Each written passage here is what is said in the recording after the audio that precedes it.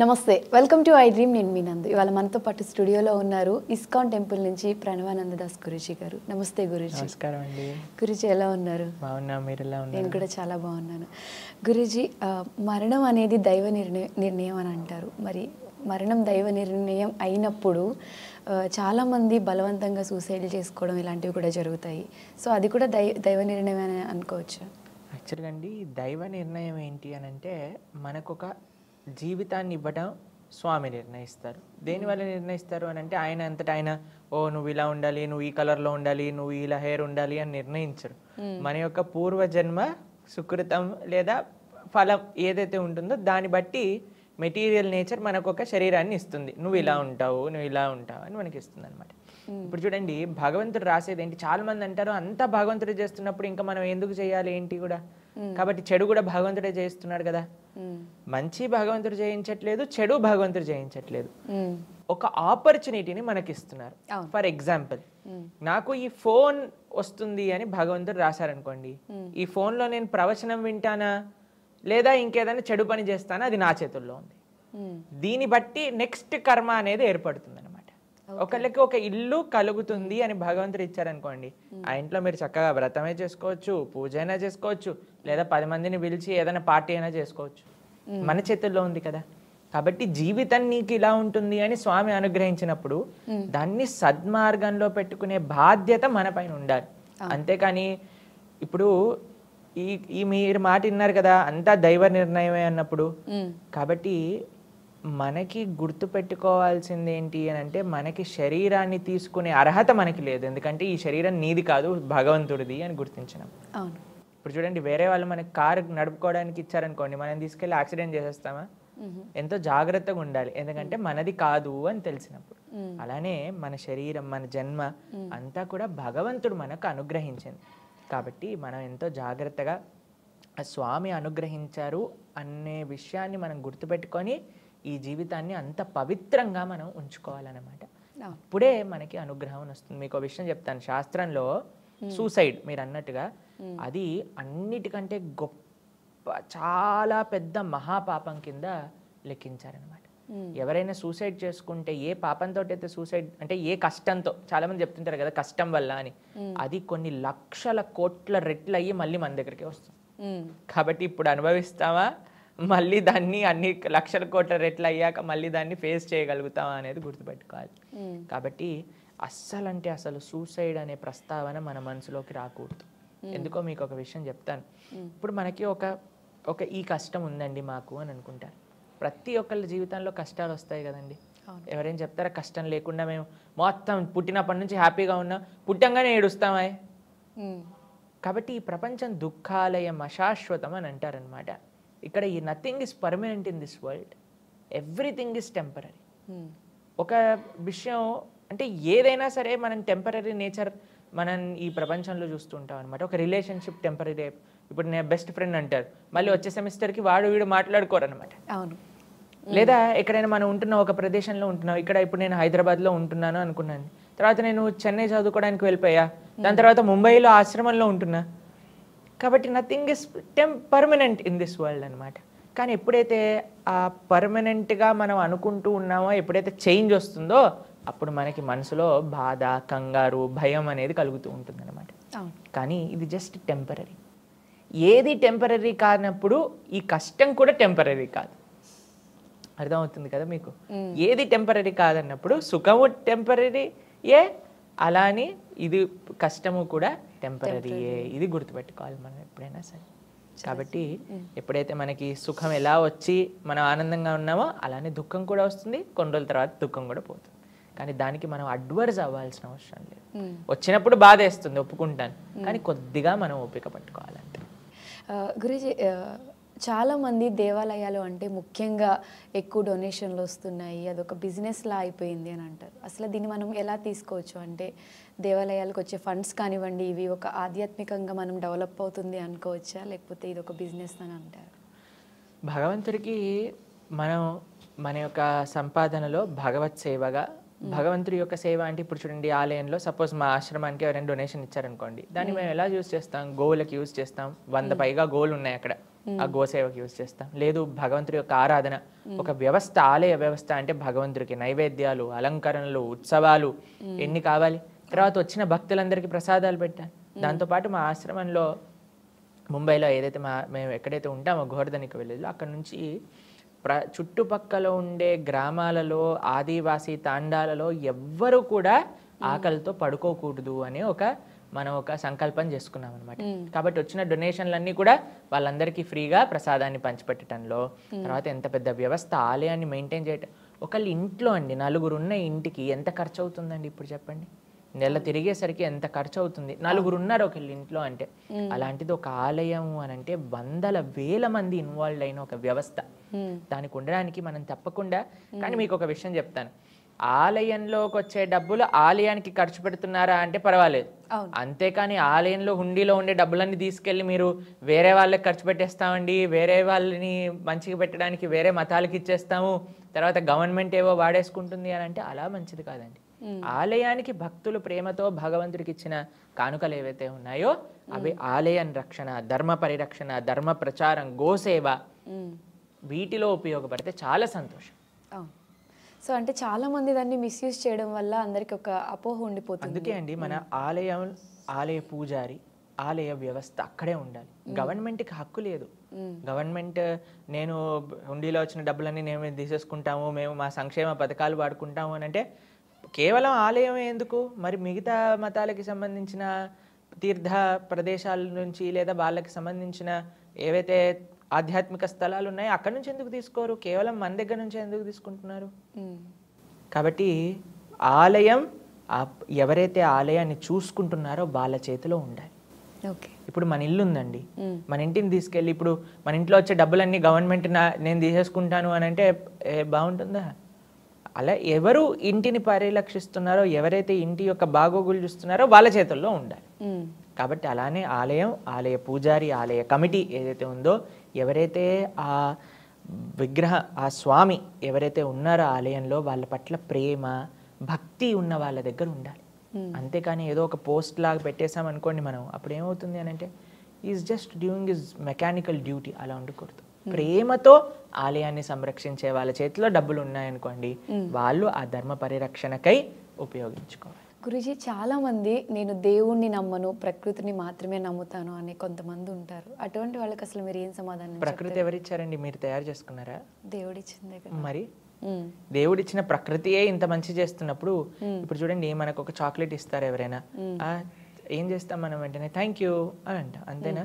మరి ఇంత చక్కటి ప్రకృతిని మనకిచ్చిన స్వామిని మర్చిపోతారు. చాలా మంది ఏమంటారు తెలుసా, మాకు అమ్మ నాన్నే దైవము అని అంటారు. మరి అమ్మ నాన్నల్ని ఇచ్చిన వాడు ఎంత గొప్పవాడు? ప్రకృతి గొప్పది, ప్రకృతిని ఇచ్చిన వాడు ఎంత గొప్పవాడు?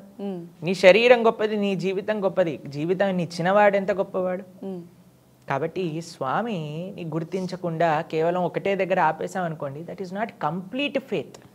సరే ప్రకృతిని నమ్ము, పర్వాలేదు, కానీ ప్రకృతిని ఇచ్చినవాడు ఆయన ఇంకెంత గొప్పవాడు. ఇప్పుడు చూడండి మనం ఒక పెయింటింగ్ చూసామనుకోండి, వెంటనే అబ్బా ఎంత బాగా పెయింటింగ్ వేశాడండి. ఎవరైనా మేము మొన్న నడుస్తూ ఉన్నప్పుడు ఒక ముగ్గు చూసామన్నమాట. ముగ్గు చూస్తున్నప్పుడు మా పక్కన ఉన్న వాళ్ళు అన్నారు, ఎంత బాగా వేశారు, అసలు ఎంత స్కిల్. ఏదన్నా సుందరమైన వస్తువుని చూడంగానే మనకేమనిపిస్తుందండి, ఎవరు దీన్ని తయారు చేసిన వాళ్ళు. లేదా ఇంట్లో మనం ఎవరైనా స్వీట్ తిన్నాం అనుకోండి, గులాబ్ జామున్, అమ్మా ఎవరు చేశారమ్మా అడుగుతామా లేదా? ప్రతి దాన్ని కూడా ఏది గొప్పతనం ఉందో, ఎక్కడైతే మాధుర్యం ఉందో, ఎక్కడైతే అందం ఉందో, వెంటనే ఎవరు దీన్ని సృష్టించిన వ్యక్తి అని అడుగుతారు. ఈ సౌందర్యమైన ఈ ప్రకృతిని చూసినప్పుడు, ఎంత అద్భుతమైన ఈ ప్రకృతిని చూసినప్పుడు మనకి వచ్చే క్వశ్చన్ ఏంటి, ఎవరు ఈ ప్రకృతిని తయారు చేశారు? అదే భగవంతుడు. ఆ భగవంతుని ఆశ్రయించటమే నిజమైన ప్రకృతి యొక్క ఆరాధన. ఎవరైతే భగవంతుని ఆశ్రయిస్తారో వాళ్ళు ప్రకృతిలో ఏ జీవరాశిని కూడా ఇబ్బంది పెట్టాలి అని అనుకోరు. ప్రకృతిని నాశనం చెయ్యాలి అనే బుద్ధి భగవద్భక్తులలో ఉండదన్నమాట. కాబట్టి అందుకే మన శాస్త్రం complete wholesome way of respecting ప్రకృతి ఈజ్ రెస్పెక్టింగ్ గాడ్. ఆ విధంగా ఉపదేశం చేశారు. గురూజీ, ఇప్పుడు చాలా వృద్ధాశ్రమాలు ఎక్కువగా పెరిగిపోతూ ఉన్నాయి. అంటే చిన్నప్పుడు పిల్లల్ని ఎంత ప్రేమగా పెంచిన పేరెంట్స్ పెద్ద అయిన తర్వాత పిల్లల దగ్గర నుంచి ఆ ప్రేమను పొందలేకపోతున్నారు. అంటే పెళ్ళయ్యి ఒక సెపరేట్ లైఫ్ రాగానే పేరెంట్స్ని మర్చిపోతున్నారు. అంటే అసలు ఇప్పుడున్న జనరేషన్లో పిల్లల్ని ఎలా పెంచాలి అంటే? కేవలం ప్రేమతో పెంచటం ముఖ్యం కాదండి, బాధ్యతగా పెంచటం ముఖ్యం, ధార్మికంగా పెంచటం ముఖ్యం. మనకి ఈ మధ్య చాలామంది తల్లిదండ్రులు మాకు ఫోన్ చేసి మా పిల్లలు మా మాట వినట్లేదండి అని అంటారు. ఎందుకు అని అంటే గారాబం ఎక్కువగా అయిపోయింది. ఎందుకంటే చిన్న పిల్లవాడు మేము చూస్తామండి, చిన్న చిన్న పిల్లలు వాళ్ళకి ఫోన్లో ఎలా యూట్యూబ్ ఆన్ చేయొచ్చు, ఎలా పాస్వర్డ్ తీయొచ్చు, ఎలా వాళ్ళకి కావాల్సింది సెలెక్ట్ చేసుకొని చూడొచ్చు, గేమ్స్ డౌన్లోడ్ చేసుకోవచ్చు, ఎలా ఆడచ్చు, ఎలా పేమెంట్స్ చేయొచ్చు, మొత్తం తెలుస్తాయి. కాబట్టి చిన్నప్పటి నుంచి మనకి వాళ్ళకి ఒక బ్యాడ్ ఎక్స్పోజర్. ఏదో మనం ప్రశాంతంగా ఉంటాం, చాలామంది ఏం చేస్తారో తెలుసా అండి, ఇప్పుడు ఫోన్ ఇచ్చేస్తే వాడి గోల్లో ఉంటారు, మేము ప్రశాంతంగా ఉండొచ్చు అని అనుకుంటారు. కానీ అది పిల్లల్ని పాడు చేస్తుంది. ఇది చాలా జాగ్రత్తగా అందరూ గుర్తుపెట్టుకోవాల్సిన విషయం ఏంటి అని అంటే, కేవలం పిల్లల్ని పెంచటం కాదండి, ధార్మికంగా పెంచటం. ఎలాంటి విత్తనం మనం నాటుతామో అలాంటి మొక్కే వస్తుంది. కాబట్టి మొక్క పెరిగాక ఓ నా కాకరకాయ వద్దు అని అంటే, కాకరకాయ విత్తనం వేసావు నువ్వు, మరి కాకరకాయ చెట్టు వస్తుంది కదా. పెద్దగయ్యాక అందరూ వృద్ధాశ్రమాల్లో పంపించేస్తున్నారంటే మరి మీరు చిన్నప్పటి నుంచి నేర్పించింది ఏంటి? రాముడి గురించి చెప్పారా, కృష్ణుడి గురించి చెప్పారా అంటే, లేదండి మేమంతా కూడా సినిమాలలో ఆ హీరో ఈ హీరో గురించి చెప్పాము అని అన్నప్పుడు వాళ్ళు మళ్ళీ అలానే తయారవుతారు కదా. కాబట్టి మనం ఎంత జాగ్రత్తగా వాళ్ళకి మంచి విషయాలు నేర్పిస్తున్నాం, ఎంత జాగ్రత్తగా వాళ్ళని మంచి మార్గంలో నడిపిస్తున్నాం అనేది మనం పరిశీలన చేసుకుంటూ ఉండాలి.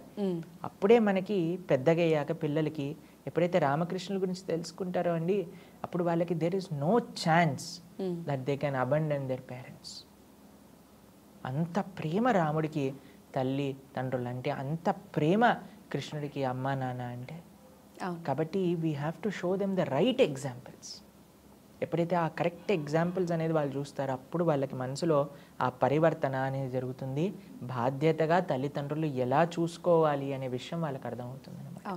లేకపోతే ఇప్పుడు జనాలు ఏమనుకుంటారంటే, తల్లిదండ్రుల్ని ఒక పెద్ద భారంగా అనుకుంటారు. అదే పిల్లల్ని భారం అనుకొని తీసేసి అనాథాశ్రమంలో వేసేస్తే ఏమయ్యేది వాడి పరిస్థితి? కాబట్టి తల్లిదండ్రులు ఎంత కష్టపడి పిల్లల్ని పెంచుతున్నాము అనే విషయం వాళ్ళకి అర్థం కావాలి కదా. కాబట్టి దట్ సెన్సిటివిటీ ఏమిస్తుంది అంటే, ధార్మికత ఆ సెన్సిటివిటీని ఇస్తుంది అనమాట. ఇది చాలా ముఖ్యం. కాబట్టి ఈ విషయాలన్నీ కూడా ఇవి మనం విన్నప్పుడు అనిపిస్తుంది, ఓ దీనికి దానికి ఏం సంబంధము, ఇది ప్రాక్టికల్ కాదు అని అనిపిస్తుంది. కానీ this is the way of life. మీరు అది చేయకపోతే దీన్ని అనుభవించాల్సి వస్తుంది. మీరు అది చేశారా అని అంటే ఇది అనుభవించాల్సిన అవసరం లేదు. అందుకే వృద్ధాశ్రమాల్లో వీడియోలు చూస్తూ ఉంటే ఎప్పుడెప్పుడైనా వాళ్ళ తల్లిదండ్రులు మాట్లాడితే చాలా అంటే చాలా బాధేస్తుంది అనమాట. ఎందుకంటే మనకి శాస్త్రం చెప్తుంది, తల్లిదండ్రులు చాలా మనకి దైవ స్వరూపులు మన జీవితంలో. ఎందుకంటే వాళ్ళు ఉంటేనే కదా మనం ఉంది, మన యొక్క అస్తిత్వం వాళ్ళ దగ్గర ఉంది. మన సనాతన సంస్కృతి ఎంత గొప్పది, ఎంత గొప్పది అని అంటే, ఒక సన్యాసి కూడా తల్లికి దండం పెట్టాలి అని చెప్పే సంస్కృతి అనమాట. సన్యాసి ఎవరి దగ్గర వంగాల్సిన అవసరం లేదు, కానీ తల్లి దగ్గర మాత్రం ఉంగాలి అని శాస్త్రం నియమం చేసింది అనమాట. సన్యాసాశ్రమం స్వీకరించాక కూడా. అందుకే శంకరాచార్యులు లాంటి మహానుభావులు తల్లిగారు శరీరాన్ని విడిచిపోతుంది అని అంటే శంకరాచార్యులు కాలడి వెళ్ళి తల్లిగారికి కృష్ణ దర్శనం చేయించారనమాట. కాబట్టి అంత ప్రేమ తల్లిదండ్రుల పట్ల ఆప్యాయత అనురాగాలు అనేవి తీసుకోలేనివి అనమాట. కానీ ఇప్పుడు చూడండి ఎంత విచిత్రమో, ఈరోజు మొన్ననో కలిసిన ఫ్రెండ్ని బెస్ట్ ఫ్రెండ్ అనటం, కొంతమంది ఇంటర్నెట్లో ఫేస్బుక్లో ఇన్స్టాగ్రామ్లో కలుసుకున్న వాళ్ళు గర్ల్ ఫ్రెండ్ బాయ్ ఫ్రెండ్ అనుకోవడం. కానీ చిన్నప్పటి నుంచి ఇంత కష్టపడి పెంచిన తల్లిదండ్రులని గుర్తించట్లేదు అని అంటే, అలాంటి వాళ్ళు ఎవరైనా ఉన్నారనుకోండి, వాళ్ళ భార్య కానీ వాళ్ళ స్నేహితులు కానీ చాలా జాగ్రత్తగా ఉండాలి. ఎందుకంటే వాళ్ళని ఎప్పుడు వదిలేస్తారో తెలియదు. ఇంత సేవ చేసిన వాళ్ళని వదిలేస్తున్నారంటే వీళ్ళని ఎప్పుడైనా వదిలేయచ్చు. కాబట్టి అండి ఒక కమిట్మెంట్, ఒక రెస్పెక్ట్, ఒక భావన అనేది ప్రతి వస్తువులో ఉంటుంది. కాబట్టి ఒక దగ్గర నేను కేర్లెస్గా ఉన్నాను, ఇంకొక దగ్గర నా రెస్పాన్సిబిలిటీని నిర్వర్తిస్తున్నాను అని అంటే అవ్వదు. అందుకే రాముడు మనందరికీ ఆదర్శం, కృష్ణుడు మనందరికీ ఆదర్శం. అన్నిటినీ ఎలా బ్యాలెన్స్ చేస్తారో మనం ఆయన దగ్గర నుంచి నేర్చుకోవచ్చు అనమాట. కాబట్టి వృద్ధాశ్రమాలు ఆగాలి అని అంటే చిన్నప్పటి నుంచి 5 సంవత్సరాల నుంచి మీ పిల్లలకి రామాయణ భగవద్గీతలు అన్నీ కూడా బోధిస్తూ ఉండండి. పెద్దగా అయ్యాక వాళ్ళు మిమ్మల్ని పువ్వులలో పెట్టుకొని చూసుకుంటారు. గురూజీ, అసలు ఇస్కాన్ అనే పేరు ఇంగ్లీష్ టైటిల్, అంటే మన హిందూ దేవాలయంకి ఇస్కాన్ అనే టైటిల్ పెట్టడానికి రీజన్ ఏంటి? అండ్ చాలామందికి ఈ విషయంలో ఒక డౌట్ ఉంటుంది, సనాతన ధర్మానికి సంబంధించిన పేరు ఏదైనా పెట్టచ్చు కదా, ఎందుకు ఇస్కాన్ అనే చూస్ చేసుకున్నారు? ఓకే, ఇస్కాన్ అంటే international society for Krishna consciousness. కృష్ణుడు సనాతన ధర్మానికి చెందినవాడు కాదా? అసలు అన్నిటికంటే ముఖ్యమైన విషయం అంటే సనాతన ధర్మం కేవలం భారతీయులదేనా హక్కు, ప్రపంచంలో ఉండే మిగతా వాళ్ళు కాదా? కృష్ణుడు భగవద్గీతలో సుహృదం సర్వభూతానాం అని చెప్పారు, కానీ సుహృదం భారతీయానాం అని ఎక్కడ చెప్పలేదే.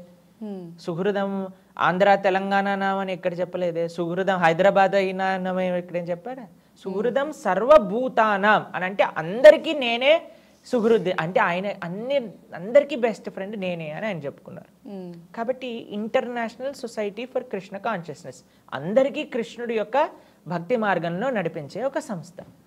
అయితే దాన్ని చూసి మనం ఇదేదో ఫారెన్ పేరు, ఇంగ్లీష్ పేరు కాబట్టి మరి మీరు మాల్స్కి ఈ విషయం అడగట్లేదు ఏంటండి? మరి ట్రైన్స్కి అడగట్లేదు ఈ విషయం, మరి వేసుకునే బట్టలు కంపెనీస్కి ఈ విషయం అడగట్లేదు, వాడుకునే ఫోన్స్కి ఈ విషయం అడగట్లేదు, కేవలం దేవాలయానికి వచ్చే వరకు ఎందుకు ఆ విషయం? అది కూడా ఏంటి అని అంటే మనకి విమర్శించే వాళ్ళు ఏదైనా సరే విమర్శిస్తూ ఉంటారండి. మొన్న నాకు ఒకళ్ళు చెప్పారు, నేను పేరు చెప్పను, we are just moving in the vehicle. అయితే ఇటువైపు చాలా చాలా ట్రాఫిక్ ఉందన్నమాట. ఒక దగ్గర దానికోసం ఒక సపరేట్ డివైడర్ని పెట్టారనమాట. అయితే ఏం చెప్పారు, ఇది ఒక ఫారెన్ మాల్ కొత్తగా హైదరాబాద్లో పెట్టారు, అందుకోసం అందరు కూడా అదే మాల్కి వెళ్తున్నారు అని. అచ్చా, అయితే నువ్వు మాల్ ఏ దేశం వాడు పెట్టినా సరే వెళ్తావా, ఆలయానికి మాత్రం వెళ్ళవా? కాబట్టి మనకేంటి అని అంటే ఏదో ఒక నెపం కావాలి, ఎవరినో ఒక మాట అనడానికి, అంతే. కానీ శ్రీల ప్రభుపాదుల వారు భారతదేశంలో అవతరించిన వారు.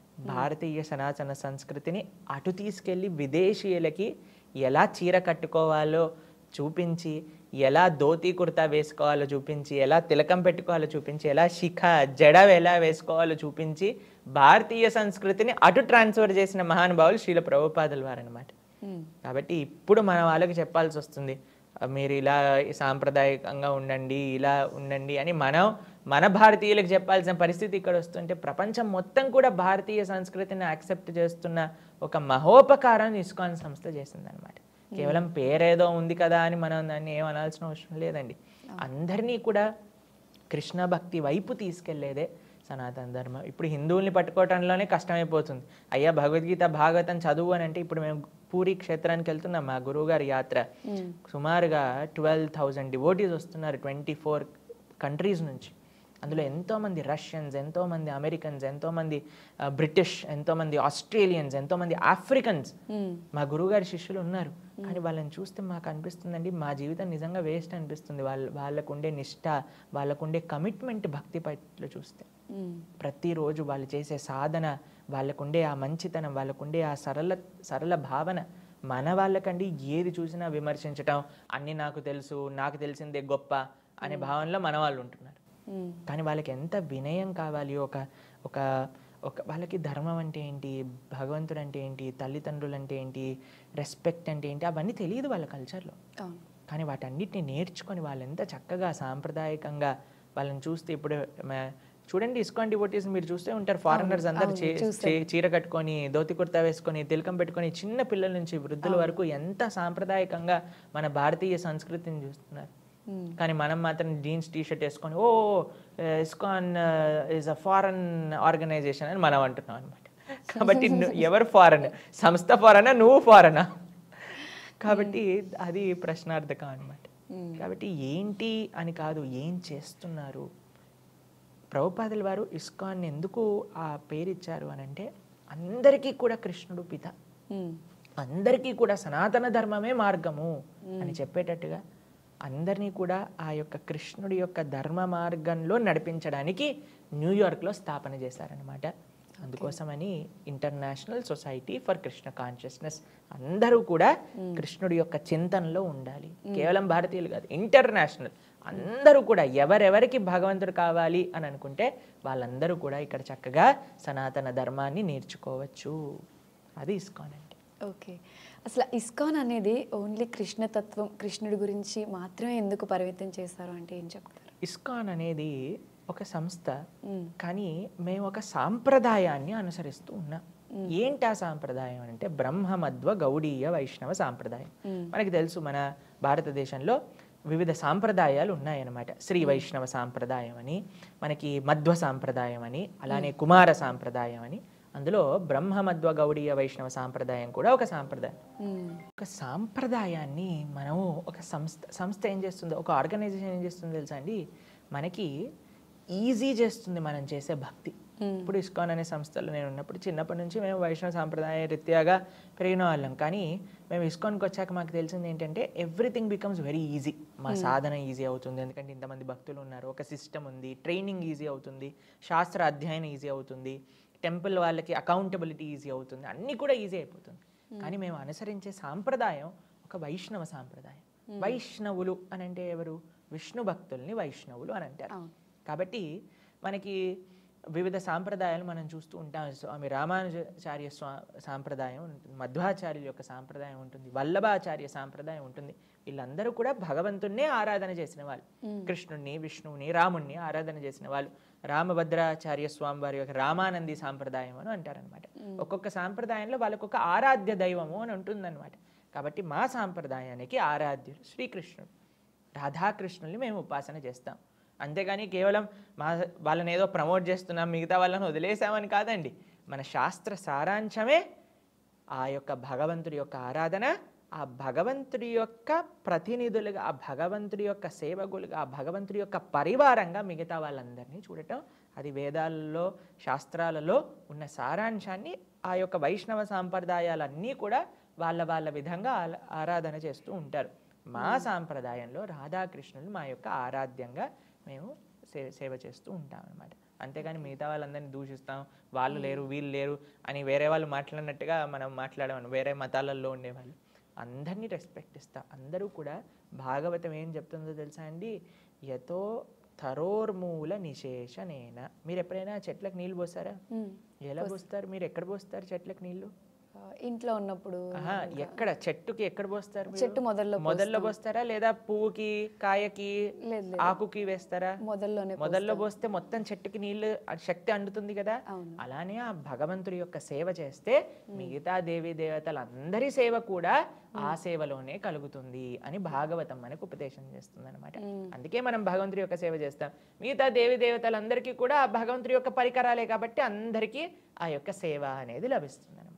కాబట్టి ఎవరిని మనం వదిలేయట్లేదు, అందరినీ ఇంక్లూడ్ చేసి భగవంతుడి లోపలనే ఆరాధన చేస్తున్నారు. గురుజీ, శ్రీల ప్రభుపాద గురించి అసలు మీరేం చెప్తారు? శ్రీల ప్రభుపాదులు వారు ఇస్కాన్ సంస్థాపకాచార్యులు, అభయచరణ అరవింద భక్తి వేదాంత స్వామి. ఆయన బెంగాల్ రాష్ట్రంలో కోల్కతాలో ఆవిర్భవించారనమాట. చిన్నప్పటి నుంచి వాళ్ళ నాన్నగారు గౌర్మోహన్ డే అని ఎంత ఆధ్యాత్మికంగా ప్రభుపాదులు వారిని పిలిచారు. చిన్నప్పటి నుంచి ఎంతో మంది భక్తుల్ని, సాధువుల్ని వాళ్ళ ఇంటికి తీసుకొస్తూ ఉండేవారు. ప్రభుపాదులు వారు అందరికీ కూడా ప్రసాదాన్ని నివేదన చేస్తూ ఉండేవారు. చిన్నప్పటి నుంచి ఎంత ఆధ్యాత్మికం అంటే వాళ్ళ నాన్నగారి దగ్గర నుంచి రాధాకృష్ణుని యొక్క సేవ ఎలా చేయాలి, ప్రతిరోజు న్యూస్ పేపర్ రంగానే పూరికి ఎప్పుడు ట్రైన్ ఉంది అని టైం టేబుల్ చూస్తూ ఉండేవారు అనమాట. వాళ్ళకి పూరి క్షేత్రానికి ఎప్పుడెప్పుడు వెళ్ళాలి అని ఆ మక్కువ ఉండేది. అయితే వాళ్ళ ఆచార్యుల్ని, వాళ్ళ గురువులని కలిసినప్పుడు ఆయన చెప్పారు, మీరు ఇంగ్లీష్ చదువుకున్నారు కాబట్టి ఈ కృష్ణ భక్తి తత్వాన్ని ప్రపంచం మొత్తం కూడా మీరు ప్రచారం చేయాలి అని ఒక ఆదేశం ఇచ్చారనమాట. అప్పుడు ఆయన 70 సంవత్సరాల వయసులో పూరి ఈ యొక్క కోల్కతా, ఈ పూరి, బృందావనం, మథుర, మాయాపూర్ ఈ ప్రదేశాలన్నీ కూడా వదిలేసి, చాలామంది ఏమనుకుంటారండి, మేము పెద్దగయ్యాక కాశీలో రిటైర్మెంట్ అవుతామండి, బృందావనంలో రిటైర్మెంట్ అవుతామండి అనుకున్నారు. కానీ 70 సంవత్సరాల వయసులో బృందావనాన్ని వదిలేసి ఆయన అమెరికా ప్రయాణం చేశారనమాట. 2 సార్లు హార్ట్ అటాక్, సీ సిక్నెస్, అసలు ఎవ్వరు తెలియదు అమెరికాలో. అయినా సరే ఆయన అంత దూరం వెళ్ళి ఎంతో కష్టపడి ఆయన స్ట్రగుల్స్ అంతా మీరు శ్రీల ప్రభుపాదుల వారి లీలామృతం అనే పుస్తకంలో చదివితే అసలు ఎంత కష్టపడ్డారు ఈ యొక్క కృష్ణ భక్తిని ప్రచారం చేయడానికి. కానీ కృష్ణుడిని ఒకటే విషయం చెప్పారు, అయ్యా నేను నీ చేతుల్లో ఒక తోలుబొమ్మ లాంటి వాడిని, నువ్వు నన్ను ఎలా ఆడిస్తే నేను ఎలా ఆడతాను అని భగవంతుడికి ప్రార్థన చేస్తారనమాట. 70 సంవత్సరాలు ఉండే ఒక వ్యక్తి అమెరికాలో ఒక్కళ్ళు తెలియకుండా ఒక డబ్బులు 40 రూపాయలు పట్టుకొని వెళ్తారు ఇక్కడ నుంచి. అలాంటిది ఆయన మళ్ళీ భారతదేశానికి తిరిగి వచ్చే లోపల 10 సంవత్సరాల్లో 108 ఆలయాలు స్థాపన చేసి 10,000 మంది భక్తుల్ని కృష్ణ భక్తి మార్గంలో ముందుకు తీసుకెళ్తూ ఉన్నారనమాట. కాబట్టి ఆయన కృష్ణ శక్తి సంభూతులు అనడానికి ఎటువంటి ఆశ్చర్యము లేదనమాట. కాబట్టి అంత గొప్ప ప్రభుపాదుల వారి యొక్క అద్భుతమైన ఒక తన ఆచార్యులకి, గురువులకి తానిచ్చిన గిఫ్టే ఈ యొక్క ఇస్కాన్ సంస్థ అనమాట. కృష్ణ భక్తిని ఇప్పుడు ప్రపంచంలో నలుమూలల మీరు ఏ దేశమైనా వెళ్ళండి, అక్కడ మీకు హరే కృష్ణ అని భక్తులు కనిపిస్తారు. అవును. ఎక్కడికి వెళ్ళినా సరే సాత్వికమైన ఆహారం, కృష్ణ ప్రసాదం మనకి లభిస్తుంది. ఎక్కడికి వెళ్ళినా సరే కృష్ణుడి యొక్క మందిరం అక్కడ ఉంటుంది. ఆ కంట్రీలో ఉండే వాళ్ళు చక్కగా ఆ కృష్ణుడి యొక్క సేవ చేసుకుంటూ ఉంటారు. గురూజీ, ప్రపంచంలో ఏ ఒక్క వ్యక్తి కూడా ఆకలితో పడుకోకూడదు అనేది ఇస్కాన్ మెయిన్ మోటో. మరి దీన్ని ఫర్దర్గా డెవలప్ చేయడానికి అంటే మీరేమేమి తీసుకుంటారు? చాలా విశేషమైన ఒక స్కీమ్స్ ద్వారా ఇస్కాన్ ప్రయత్నిస్తూ ఉంటుంది. అన్నామృతం, అక్షయ పాత్ర, చాలా కృష్ణ భక్తులు, ఎన్నో ఆర్గనైజేషన్స్ చెందిన వాళ్ళందరూ కూడా కలిసి దీనికోసమని ప్రయత్నిస్తూ ఉన్నాం. కోవిడ్లో ప్రతిరోజు కూడా 5 లక్షల మందికి, కేవలం ఢిల్లీలో 5 లక్షల మందికి పైగా ప్రసాదాన్ని సమర్పణ చేశారనమాట ఫుడ్ రిలీఫ్కి. దానికి చాలా మంది గవర్నమెంట్ వైపు నుంచి, సెంట్రల్ గవర్నమెంట్ వైపు నుంచి ఎంతో అప్రిసియేషన్ దక్కింది. అన్నామృత ఫౌండేషన్ ద్వారా మహారాష్ట్రలో ఇంకా మిగతా ప్లేసెస్లో ఎంతోమంది గవర్నమెంట్ స్కూళ్ళల్లో ప్రతిరోజు మధ్యాహ్నం పూట వాళ్ళు హాయిగా భగవంతుడి యొక్క ప్రసాదాన్ని చక్కగా స్వీకరిస్తూ ఉన్నారనమాట. కాబట్టి ఎన్నో విధాలుగా మనం ప్రయత్నిస్తూ ఉన్నాం. ఎంత వీలైతే అంత. ఇంకా ఈ యొక్క జనాలందరూ కూడా మంచి మార్గంలో సహకరిస్తూ ఉంటే ఇంకా బాగా చేయొచ్చు అనమాట. కాబట్టి ప్రణాళికలు చాలా ఉన్నాయి. ఎక్కడ కూడా ఎవ్వరికి కూడా ఇబ్బంది కలగకుండా అందరూ కూడా మంచిగా ఆ భగవంతుడి యొక్క అన్నం అని అంటే భగవత్ ప్రసాదమే కదండి. కాబట్టి అదంతా కూడా చక్కగా స్వీకరించి హాయిగా చదువుకోవాలి, పడుకోవాలి, చక్కగా ఆరోగ్యాన్ని ఉంచుకోవాలి అని మా సంకల్పం అయితే ఉంది. చాలా చాలా ప్రోగ్రామ్స్ ద్వారా, స్కీమ్స్ ద్వారా, టెంపుల్ ఫుడ్ రిలీఫ్ ఫండ్స్ ద్వారా, టెంపుల్ ప్రసాదం డిస్ట్రిబ్యూషన్ ద్వారా, అన్నామృత, అక్షయ పాత్ర, ఎన్నో ప్రోగ్రామ్స్ ఉన్నాయి చెప్పాలి అని అనుకుంటే. ప్రపంచవ్యాప్తంగా ఆ యొక్క సాత్వికమైన ఆహారాన్ని డిస్ట్రిబ్యూట్ చేస్తూ ఉన్నారు. అందరూ కలిస్తే ఇంకా బాగా చేయొచ్చు, ఇంకా ఎక్కువగా చేయొచ్చు అంటారు. ఓకే గురూజీ, అసలు గోసేవ విషయంలో విదేశాల్లో చైతన్యం తీసుకురావడానికి అసలు ఇస్కాన్ ఎటువంటి? ఇస్కాన్ అంటేనే గోసేవ. ఇస్కాన్ ఆలయానికి, ప్రతి ఆలయానికి కూడా ఒక గోశాల ఉంది. మా ఆశ్రమంలో 100కి పైగా గోవులు ఉన్నాయి. కేవలం భారతదేశంలో కాదు, ఎన్నో మీరు ఇప్పుడు ఈ మధ్య మన హంగేరీలో కృష్ణా వ్యాలీ అని ఒక వీడియో వైరల్ అయింది. చాలా మంది మాకు పంపిస్తూ ఉంటారనమాట. అక్కడ ఎక్కడైనా సరే కృష్ణుడు ఎక్కడైతే ఉంటాడో గోవులు అక్కడ ఉంటాయి. ఆ గోవులకి సేవ అనేది జరుగుతుంది. మీకు వెస్టర్న్ కంట్రీస్లో అహింస అని ఒక కాన్సెప్ట్ ఉంటుందన్నమాట. మిల్క్ వెస్టర్న్ కంట్రీస్లో ఏం చేస్తారంటే పైప్ పెడతారు ఆ యొక్క ఆవుకి. అది పైప్ అంతా కూడా పాలని తీసేస్తూ ఉంటుంది అనమాట. ఎప్పుడు పాలైపోతుందో తెలియదు. ఆ పైప్ నడుస్తూ ఉంటుంది కాబట్టి ఆవు యొక్క రక్తం కూడా అందులో వచ్చేస్తూ ఉంటుంది అనమాట. కానీ ఈ యొక్క ఇస్కాన్ గోశాలలో కంప్లీట్గా వాళ్ళకి సేవ చేస్తూ అహింస మిల్క్, అహింస ఘీ దొరికే కేవలం ఒక ప్రదేశం ఇస్కాన్లో ఉండే ఫార్మ్స్, అమెరికాలో లేదా ఆస్ట్రేలియా, ఎక్కడైనా సరే. కాబట్టి గో సంరక్షణ, వచ్చే వాళ్ళందరికీ కూడా గోవులు అంటే ఎంత ముఖ్యం, ఎలా అందరి ప్రాణుల్ని కూడా మనం రెస్పెక్ట్ చేయాలి, అందరికీ సేవ భావనతో ఉండాలి, కానీ ఏ ప్రాణిని ఎక్స్ప్లాయిట్ చేయకూడదు అనే ఒక ఎడ్యుకేషన్, ఒక ప్రచారం మన అందరం కూడా చేస్తున్నాం. అలా ఎంతో మంది మీరు చూస్తూ ఉంటారు ఇంటర్నెట్లో వీడియోస్, అందరూ వెస్టర్నర్స్ అందరూ గోసేవ చేస్తూ, ఆవుని శుభ్రం చేస్తూ, పాలు బ్రతుకుతూ ఇలా ఉంటారు అనమాట. కాబట్టి న్యాచురల్ జీవనం, simple living, high thinking is the way of life. Guruji, ప్రపంచం సాత్విక ఆహారం తీసుకునే విధానం అవగాహన అసలు ఎలా కల్పిస్తారు? మాకు ఇస్కాన్లో మీరు వచ్చారనుకోండి, సాత్వికమైన ఆహారమే మీకు ఎక్కడైనా దొరుకుతుంది. గోవిందాస్ రెస్టారెంట్ అయినా, మా ఆలయం ప్రసాదం అయినా, ఎక్కడ ఆలయంలోనైనా సరే మనకి సాత్వికమైన ప్రసాదమే దొరుకుతుంది. ఎందుకు అని అంటే సాత్వికమైన ప్రసాదం, సాత్వికమైన ఆహారమే మనందరికీ మంచిది. ఆరోగ్యరీత్యా, మానసికంగా, సామాజికంగా, ప్రకృతి పరంగా, ఆధ్యాత్మికంగా ఏ విధంగా చూసినా సాత్వికమైన ఆహారమే మనకి మంచిది. కాబట్టి ఇస్కాన్ డివోటీస్ ఎక్కడైనా సరే, ఏ వైష్ణవ ఆలయానికి వెళ్ళినా సరే మనకి సాత్విక ప్రసాదం అనే లభిస్తూ ఉంటుంది. చాలా మంది అడుగుతారు సాత్విక ఫుడ్ అంటే వాట్ ఈస్ సాత్విక్ ఫుడ్ అని అడుగుతూ ఉంటారు అనమాట. సాత్విక ఫుడ్ అంటే ఎటువంటి జీవహింస లేనిది. దాని తర్వాత మన శాకాహారంలో కూడా కొన్ని రాజసీక, తామసీక వస్తువులు ఉన్నాయన్నమాట. సపోజ్ అనియన్స్ అండ్ గార్లిక్, ఉల్లిపాయలు, ఎల్లిపాయలు. కాబట్టి ఇవన్నీ లేకుండా ఏదైతే శరీరానికి మంచిదో, మనసుని కూడా ఆధ్యాత్మిక వైపు తీసుకెళ్లే పదార్థాలని సాత్విక ఆహారము అని అంటారు. కాబట్టి అటువంటి సాత్వికమైన ఆహారాన్నే మనం స్వీకరిస్తూ ఉంటాం. మీరు అమెరికా లాంటి దేశాలకు వెళ్ళారనుకోండి, చాలామంది మన ఒక పాశ్చాత్య దేశాలలో కూడా సాత్వికమైన ఆహారాన్ని స్వీకరిస్తూ వాళ్ళ యొక్క మనసుని మార్చుకొని చక్కగా మంచి ధార్మికంగా ముందుకెళ్ళడానికి ఇస్కాన్ యొక్క ఫుడ్ రిలీఫ్, అలా ప్రసాదం డిస్ట్రిబ్యూషన్, ఇవన్నీ కూడా చాలా చాలా హెల్ప్ చేశాయి అన్నమాట. గురుగారు ఈ మధ్య కాలంలో చాలా మంది సూసైడ్లు చేసుకుంటున్నారు. ఇవన్నీ ఎక్కువైపోతున్నాయి. అంటే ఆధ్యాత్మికంగా ఉండడం వల్ల ఇలాంటివి తగ్గించే అవకాశాలు ఓ 100కి 1000% తగ్గించేస్తాం. ఆధ్యాత్మికత ఏదో చమత్కారాలు చేయవండి. ఆధ్యాత్మికత మనోబలాన్ని ఇస్తుంది, ధైర్యాన్ని ఇస్తుంది, భగవంతుడి పైన నమ్మకాన్ని ఇస్తుంది, చాలా మంచి సాంగత్యాన్ని ఇస్తుంది. వీటిలలో ఎప్పుడైతే ఉంటామో అప్పుడు అన్ని చెడు ఆలోచనలు, చెడు వ్యక్తిత్వాలు, చెడు సాంగత్యం ఇవన్నీ ఎప్పుడైతే పోతుందో అండి మనం చాలా ప్రశాంతంగా ఉంటాం. మాకు పర్సనల్గా మనం లాస్ట్ టైం ఇంటర్వ్యూలో కూడా మాట్లాడుకున్నాం, ఎన్నో కేసెస్ తెలుసు నాకు పర్సనల్గా. ఎంతోమంది ఈ సూసైడల్ టెండెన్సీస్ నుంచి బయటపడ్డారు కేవలం గీతా భాగవత రామాయణాలు వినటం చేత, భగవంతుడి యొక్క నామాన్ని జపం చేయటం చేత. కాబట్టి spirituality is cure for everything. ప్రతిదానికి సొల్యూషన్ ఇదే అంటారు.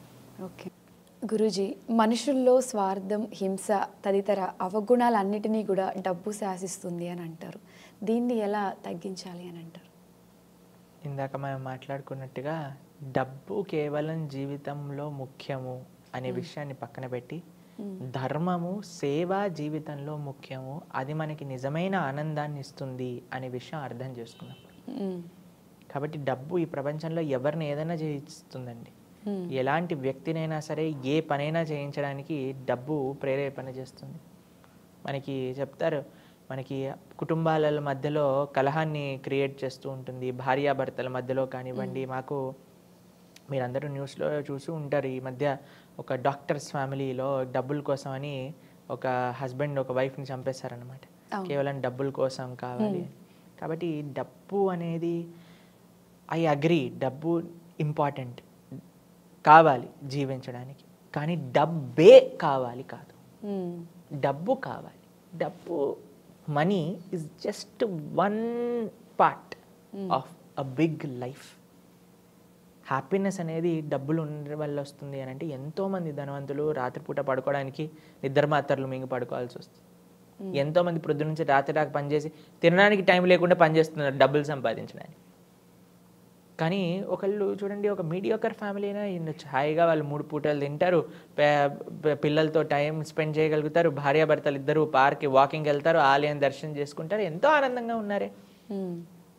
కాబట్టి ఆనందం, డబ్బు ఈ రెండు వేరే వేరే, రెండింటిని మిక్స్ చేయకూడదు. అన్నిటికంటే ముఖ్యం ఏంటి అని అంటే ఈ డబ్బే జీవితంలో ముఖ్యము అన్న వాళ్ళకి ఇవన్నీ కూడా చేయాల్సి వస్తుంది. మీరు చెప్పేటట్టుగా హింస, ఈర్ష, ద్వేషము, కాంపిటీషన్ ఇవన్నీ వస్తాయి అన్నమాట. కాబట్టి డబ్బు is very important, I agree, but it is not the most important. ఈ విషయం తెలుసుకుంటే కొంచెం పీస్ ఆఫ్ మైండ్ ఉంటుంది. గురుజీ, పూర్వకాలంలో ఏంటంటే గురుకులాలు ఉండేవి. అప్పుడు చదువులు కానివ్వండి అవి, అసలు ఇప్పుడు గురుకులాలు తీసుకుంటే ఎన్ని ఉంటాయి? అండ్ ఇప్పుడున్న పిల్లల ఎడ్యుకేషన్ గురించి అసలు మీరు చెప్పాలి. యాక్చువల్గా పిల్లల ఎడ్యుకేషన్ సిస్టమ్ మార్చాలి మనం మంచి సంస్కృతి సాంప్రదాయాలతో. కానీ ఇప్పుడు చదువుకున్న ఎడ్యుకేషన్ అండి దానివల్ల ఏం యూజ్ ఉంటుందో అర్థం కాకుండా ఉంది, మిస్లీడింగ్గా కూడా కొన్నిసార్లు ఉంది. గురుకులం అంటే practical life, close to the nature. గురుకులంలో ఉండేవాళ్ళు చక్కగా అరణ్యానికి వెళ్ళి కట్టెలు తీసుకుని రావటం, నది దగ్గరికి వెళ్ళి స్నానం చేయటం, పశుపక్షాదులతో వాళ్ళకు ఒక సంబంధం ఉండేది, వాళ్ళు సొంతంగా పొలాన్ని పండించుకోవటం, చక్కగా గురుమాత వాళ్ళ దగ్గర కూర్చొని అన్ని విషయాలు గురుకులంలో చదువుకున్న వాడికి అన్నీ వస్తాయి. వంట చేయటం వచ్చు, బాధ్యత తెలుసు, ఎలా పొలాన్ని పండించాలో తెలుసు, శాస్త్రాధ్యయనం తెలుసు, ధర్మ మార్గం అంటే ఏంటో తెలుసు, స్త్రీని ఎలా రెస్పెక్ట్ ఇవ్వాలో తెలుసు, ఇవన్నీ కూడా నేర్చేసుకుంటారు గురుకులంలో. కానీ ఇప్పుడు ఈ మోడర్న్ ఎడ్యుకేషన్ వల్ల ఏమొస్తుందో అనేది ప్రశ్నార్థకమే అవుతుంది నిజంగా. అందుకే చెప్తారు కదా, విద్యా వినయేన శోభతే అని అంటారు అనమాట. హ్యూమిలిటీ, ఆ వినయం నేర్పించట్లేదు ఇప్పుడున్న విద్య. కానీ అప్పుడు గురువు గారి యొక్క ఆధీనంలో ఉన్నప్పుడు పర్సనల్ రిలేషన్షిప్ గురువుకి అందరి శిష్యులతో ఉండేది. ఎవరెవరికి ఎలా ఏం చెప్తే వాళ్ళు మారుతారు అనే విషయం గురువు గారికి తెలిసి ఉండేదన్నమాట. కానీ ఇప్పుడు టీచర్లు ఏమనకూడదు పిల్లల్ని, తెలుసు కదా, స్కూల్లో గట్టిగా తిట్టినా కొట్టితే ఇంకా స్కూల్ నుంచి తీసేస్తారనమాట. అంటే కేవలం కొట్టి నేర్పించాలి అని మేము చెప్పట్లేదండి, కానీ క్రమశిక్షణ అవసరం. కాబట్టి ఆ యొక్క ఇప్పుడు పిల్లల లోపల అది నశిస్తూ ఉంటుంది. అటు టీచర్స్ కూడా మెకానికల్గా they are doing their job. కానీ గురుకులం ఒక వ్యవస్థ టీచర్ స్టూడెంట్ని ఒక అనుసంధానం, ఒక రిలేషన్షిప్తో, ఒక గౌరవంతో, ఒక రెస్పెక్ట్తో ఇద్దరిని దగ్గర తీసుకొచ్చే ఒక వ్యవస్థ ధార్మికంగా భగవంతుడు, శాస్త్రము, ధర్మము కేంద్రంగా సమాజాన్ని మొత్తం కూడా ఉద్ధరించే విధంగా గురుకులంలో నుంచి బయటకు వచ్చే పిల్లవాడు నిలబడతారనమాట. కాబట్టి అటువంటి గురుకులాలు ఇంకా మనందరి యొక్క ఇంట్రెస్ట్. ఇప్పుడు గురుకులం పెడితే ఉందండి పిల్లలు రాకపోతే, తల్లిదండ్రులకి ఇప్పుడు ఏం కావాలి, పిల్లవాడు ఐఐటీలోకి వెళ్ళాలి, జాబ్ రావాలి, మనకి ఏ ఎంఎన్సీలో చదువు చెప్పిస్తే సరిపోతుంది, ఇది చేయాలి, అమెరికాలో సెటిల్ అవ్వాలి, అంతే. కాబట్టి ఎక్కడ తల్లిదండ్రులు ధర్మం గురించి ఆలోచిస్తున్నారు, దేశం గురించి ఆలోచిస్తున్నారు, సమాజం గురించి ఆలోచిస్తున్నారు. కాబట్టి అలా ఆలోచించటం ప్రారంభమయ్యాక ఈ గురుకుల వ్యవస్థ ఇంకా పెరుగుతుంది. గురూజీ, అసలు సేవ దయా గుణం పెరగాలి అంటే అది మనం చిన్నప్పటి నుంచే నేర్పించాలంటారా? కనీసం మనం మిడిల్లో అయినా అలా మార్చే అవకాశం చిన్నప్పటి నుంచి నేర్పిస్తే చాలా మంచిది. అందుకే నాకు చెప్తారు కదా, మొక్కే యోగంది మానే వంగునా. కాబట్టి చిన్నప్పటి నుంచి వాళ్ళకి సేవ, చిన్న పిల్లల నుంచి ఒకసారి గోశాలకు తీసుకెళ్ళండి, ఒకసారి అనాథ ఆశ్రమానికి తీసుకెళ్ళండి. ఇప్పుడు పుట్టినరోజులు చూసారండి ఎలా చేసుకుంటున్నారు విచిత్రంగా. కేక్ని ఇంతకుముందు మేము చిన్నప్పుడు చేసుకునేటప్పుడు ఎలా ఉండేదంటే అండి, క్యాండిల్ ఆర్పేసి కేక్ కట్ చేసి కేక్ పంచేవాళ్ళం, అంతే తెలుసు. ఇప్పుడు కేక్ని కట్ చేసిన వెంటనే ముఖానికి పూసేస్తున్నారు అనమాట. ఆ వాడి ముఖం తీసుకెళ్లి కేక్ లోపల పంపించేస్తారనమాట. 2-3 కేకులు అలానే డిస్ట్రాయ్ అయిపోయాక దాని తర్వాత రోడ్డు పైన వాడిని పడుకోబెట్టి అందరు కొడతారనమాట. దాని తర్వాత మందు బాటిళ్లలో మొత్తం మందంతా అటు ఇటు చేసి మేమంతా వీడియోలలో చూసింది అండి. మాకు పర్సనల్ ఎక్స్పీరియన్స్ అంటే కాలేజ్లో మేము ఇంజనీరింగ్ చదివేటప్పుడు చూసాం అనుకోండి ఇలాంటి విషయాలు. కాబట్టి పైశాచికమైన ఒక సెలబ్రేషన్ మనం స్టార్ట్ చేసేస్తున్నాం. కానీ ఇంతకుముందు చిన్నప్పుడు ఎలా ఉండేది అంటే, పుట్టినరోజు అనగానే ప్రొద్దున పూట లేచి తలస్నానం చేసి భగవంతుడు పూజ చేసుకొని ఆలయానికి వెళ్ళి అక్కడ భగవంతుడికి ఆరాధన చేసుకొని పెద్దల యొక్క ఆశీర్వాదం తీసుకొని పిల్లలందరికీ కూడా ఫ్రెండ్స్ అందరినీ పిలిచి ఒక చక్కటి సెలబ్రేషన్, లేదా అనాథాశ్రమానికి వెళ్ళి అక్కడ పంచిపెట్టడము, గోశాలకి వెళ్ళి అక్కడ పంచిపెట్టడము, వృద్ధాశ్రమానికి వెళ్ళి అక్కడ చిన్నప్పటి నుంచి అలా ఉండేది. కానీ ఇప్పుడు మనకు నశిస్తుంది అన్నీ కూడా. ఏది చూసినా సరే, ఏ పండగ వచ్చినా సరే మొత్తం ఏదో మన యొక్క సొంత ఆనందాన్ని పండగ పేరు పెట్టుకొని చేసుకుంటున్నారు. కాబట్టి ఇలా సమాజం మొత్తం కూడా సేవ నుంచి నేను ఎలా ఆనందంగా ఉండాలి అని మాత్రమే ఆలోచిస్తుంది. కానీ మన సనాతన సంస్కృతి ఎప్పుడూ సేవలో నీ ఆనందాన్ని చూసుకో అని చెప్తుంది. కాబట్టి ఈ యొక్క గుణాలు మీరు పెరగాలి అని అంటే చిన్నప్పటి నుంచి పిల్లలకి ఈ ఎక్స్ట్రావగెన్స్ చేయకండి. ఇప్పుడు చూడండి, బర్త్డే పార్టీలో కొంతమంది వేలాది రూపాయలు, లక్షలాది రూపాయలు కూడా ఖర్చు పెడుతూ ఉన్నారు. ఇప్పుడు చిన్నపిల్లలు కాదండి, పెద్ద పిల్లలు అనాల్సి వస్తుంది ఇప్పుడు. ఎందుకంటే వాళ్ళు ఇంకా ఖర్చు పెడుతున్నారు అనమాట. ఆఫ్టర్ 30 మాకు చిన్నప్పుడు మేము నిజంగా చెప్పాలంటే మా విషయం ఒక 6th 7th క్లాస్ వరకు పుట్టినరోజు అంటే ఎక్సైట్మెంట్ ఉండేదన్నమాట. దాని తర్వాత I don't feel anything now. It's just a common day. అయ్యో ఒక సంవత్సరం అయిపోయింది నా జీవితంలో నుంచి, భగవంతుడి దగ్గరికి ఎంత ప్రోగ్రెస్ చేశాము అని ప్రశ్నార్థకంగా. కానీ ఇప్పుడు పెద్ద వాళ్ళు, మొన్న మేము ఒక వీడియో చూసాం, చాలా బాధపడ్డాం. 1 కోటి రూపాయలు ఖర్చు పెట్టి ఎవరో పుట్టినరోజు చేసుకున్నారట. అంటే చేసుకోవద్దు అని నేను చెప్పట్లేదండి, కానీ ప్రశ్నించుకోవాలి మనల్ని. మనం ఎంత సేవ చేస్తున్నాం, మనం ధార్మికంగా ఎంత ఉండగలుగుతున్నాము. కేవలం ప్రతిసారి కూడా నా ఆనందం నేను సుఖంగా ఉన్నానా, నేను ఎంత గొప్పవాడిని అని 10 మందికి చెప్తున్నామా, లేదా వేరే 10 మందికి మన చేతిని ఇస్తున్నాం. అందుకే మా గోరగోపాల్ ప్రభు మీ అందరికీ తెలిసే ఉంటుంది, ఆయన అంటారనమాట, handsome does not mean being handsome but giving your hand to some అని అంటారనమాట ఆయన. కాబట్టి ఎంత సేవలో మనకి ఆనందం ఉందా అది మనం చూసుకోవాలి. సేవలో నిజంగా ఆనందం ఉందండి. మీరు ఎవరెవరైతే ట్రై చేయాలనుకుంటున్నారో చేయండి, అప్పుడు మీరే చెప్తారు. సో ట్రై చేసి ఎక్స్పీరియన్స్ చేస్తే మనం కూడా దాన్ని ఫీల్ అవుతాం. అంతే కదండి. గురూజీ, భక్తి మార్గంలో నడిచేటప్పుడు సహజంగా కొందరిలో వైరాగ్యం వస్తూ ఉంటుంది. సో వివాహ బంధాలపై అంతగా ప్రీతి ఉండదు. ఇది ఇలానే కొనసాగితే సనాతన ధర్మంపై చూపే ప్రభావం అసలు ఎలా ఉంటుంది? మీకు విషయం చెప్తానండి, మనం ఇది మాట్లాడుకోవడానికి బాగుంటుంది కానీ చాలా మంది అలా అనుకోరు. ఎంత ఆధ్యాత్మికంగా ఉన్నా సరే పెళ్లి చేసుకోవాలి అని అనుకుంటారు. కానీ మా పర్సనల్ ఎగ్జాంపుల్ మేము చేసుకోవట్లేదు. అప్పుడు నెక్స్ట్ క్వశ్చన్ నన్ను అడుగుతారు, మరి మీరెందుకు పెళ్లి చేసుకోవట్లేదు అని. మాకు చిన్నప్పటి నుంచి, చాలా చిన్నప్పటి నుంచి మాకు ఎప్పుడైనా సరే ఈ ఒక్క జన్మని భగవంతుడికి అర్పణ చేయాలి అనే భావన ఉండేదన్నమాట. అయితే మా తల్లిదండ్రులకు మేము చిన్నప్పటి నుంచి చెప్తూ ఉండేవాళ్ళం, మేము ఆశ్రమానికి వెళ్ళిపోతాం, మేము హిమాలయాలకు వెళ్ళిపోతాం, మేము సన్యాసం తీసుకుంటాం అని. మా తల్లిదండ్రులు అనేవాళ్ళు 10th కంప్లీట్ చేశాక వెళ్ళిపో, ఇంటర్ కంప్లీట్ చేశాక వెళ్ళిపో, ఇంజనీరింగ్ కంప్లీట్ చేశాక వెళ్ళిపో, అలా చెప్తూ ఉండేవారు అనమాట మమ్మల్ని ఇంట్లో ఉంచడానికి. అయితే మా చాలా మంది అనుకుంటారు మీరు ఇస్కాన్ వాళ్ళు మిమ్మల్ని ఇలా మార్చేశారని. కాదండి, మాకు చిన్నప్పటి నుంచి అలా ఉండేది. కానీ ఎప్పుడైతే మేము ఇంజనీరింగ్ చదివేసి నా బాధ్యతలు అన్నీ చేసేసామో, మా తల్లిదండ్రులకు చెప్పాము మేము వెళ్ళిపోతున్నాం అంటే, వాళ్ళు కూడా వాళ్ళ యొక్క పూర్తి అనుగ్రహాన్ని ఇచ్చారు. వాళ్ళు ఇప్పుడు they are very proud parents. వాళ్ళు ఏమంటారో తెలుసా, ఎవరు వచ్చి అయ్యా మీకు బాధ ఏదా అంటే, ఎందుకండి బాధ, భగవంతుడి యొక్క సేవ చేస్తున్నారు, సమాజాన్ని సేవ చేస్తున్నారు, ఇంతమందికి మంచిగా ధర్మ మార్గంలో నడిపిస్తున్నారు, కాబట్టి మాకేం బాధ లేదు అని అంటారు.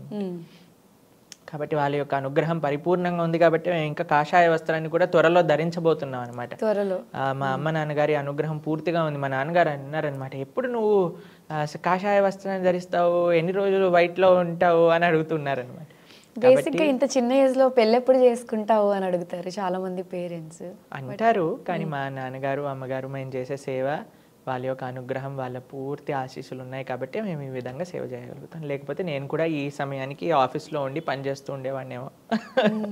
కానీ ఇంత చిన్న ఏజ్లో అసలు మీలా ఆలోచించడం అనేది నేను లాస్ట్ వీడియోలో కూడా చెప్పాను. అసలు చాలా అప్రిషియేట్ చేయొచ్చు మిమ్మల్ని. అంతే, భగవత్ అనుగ్రహం, ఆచార్యులు గురువుల యొక్క అనుగ్రహం, మా తల్లిదండ్రుల యొక్క అనుగ్రహం. చాలా ముచ్చటగా ఉంది గురువుగారిని చూస్తుంటే.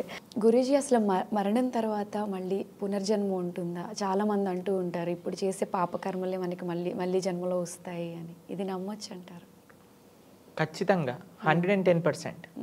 ఈ జీవితంలో మనకి ఈ యొక్క శరీరం, ఈ యొక్క తల్లిదండ్రులు, ఈ యొక్క కుటుంబం, ఈ యొక్క పరిస్థితి ఉన్నాయి అని అంటే మనం పూర్వజన్మ చేసుకున్న కష్ట సుఖాలు లేదా ఆ పాప పుణ్యాలే మనకి ఇప్పుడు ఈ విధంగా వస్తున్నాయన్నమాట. కానీ చాలామంది అంటారు దీనికి శాస్త్రీయంగా సైంటిఫిక్గా ఏమీ బేస్ లేదు అని అంటారు. మీరందరూ ఎవరైతే ఇలా అంటున్నారో వాళ్ళందరూ మీ దగ్గర ఫోన్లు ఉన్నాయి కదా, స్మార్ట్ ఫోన్లు, డాక్టర్ ఐన్ స్టీవెన్సన్ అని నొక్కండి మీరు గూగుల్లో, మీకు వస్తుంది.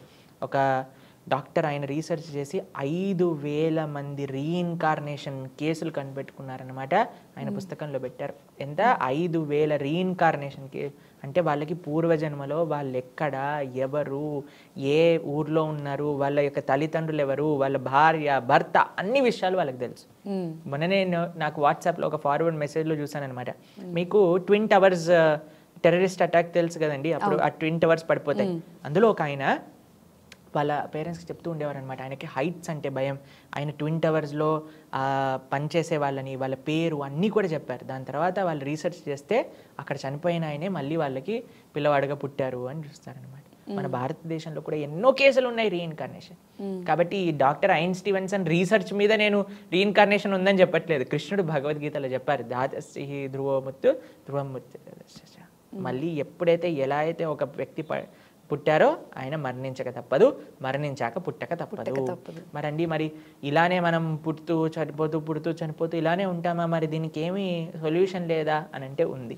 ఏంటా సొల్యూషన్ అని అంటే, పునరపి జననం పురనపి మరణం పురనపి జననీ జఠరే శయనం ఇహ సంసారే బహుదుస్తారే ఇహ సంసారే బహుదుస్తారే కృపయా పారే పాహి మురారే భజ గోవిందం భజ గోవిందం. శంకరాచార్యులు చెప్తారనమాట, అయ్యా ఈ జన్మ మృత్యు పరంపర మొత్తం కూడా తొలగిపోవాలి అని అంటే ఆ భగవంతుడి యొక్క నామస్మరణ చెయ్యండి, ఆ కృష్ణుడి యొక్క నామాన్ని పలుకుతూ ఉండండి అని చెప్తారు. కాబట్టి మనకి ఈ జన్మ మృత్యు పరంపర ఆగదు ఎప్పటి వరకు అయితే భగవంతుణ్ణి ఆశ్రయించామో. ఎప్పుడైతే మనం భగవద్భక్తి ద్వారా భగవంతుణ్ణి ఆశ్రయిస్తామో తద్ధామ పరమం మమ, అక్కడికొక్కసారి వెళ్తే మళ్ళీ తిరిగి రావటం అనేది ఉండదన్నమాట. అటువంటి చక్కటి భగవంతుడి యొక్క సేవ చేసుకుంటూ మనం ఎల్లప్పుడూ ఉండొచ్చు. గురుజీ, చాలామంది పూర్వజన్మ కర్మలు ఏవైతే ఉంటాయో అవి మనకి ఇప్పుడు వస్తూ ఉంటాయి అని అంటారు. మరి ఆల్రెడీ మనకి ఆ కర్మలు ఇప్పుడు వస్తున్నప్పుడు ఇప్పుడు మళ్ళీ పుణ్యాలు చేయడం ఎందుకు ఈ జన్మలో? పూర్వజన్మ చేసుకున్న పాప పుణ్యాలు ఇప్పుడు వస్తున్నాయి, మరి ఇప్పుడు ఎలా చేస్తావో నెక్స్ట్ జన్మ ఆధారపడి ఉంటుంది.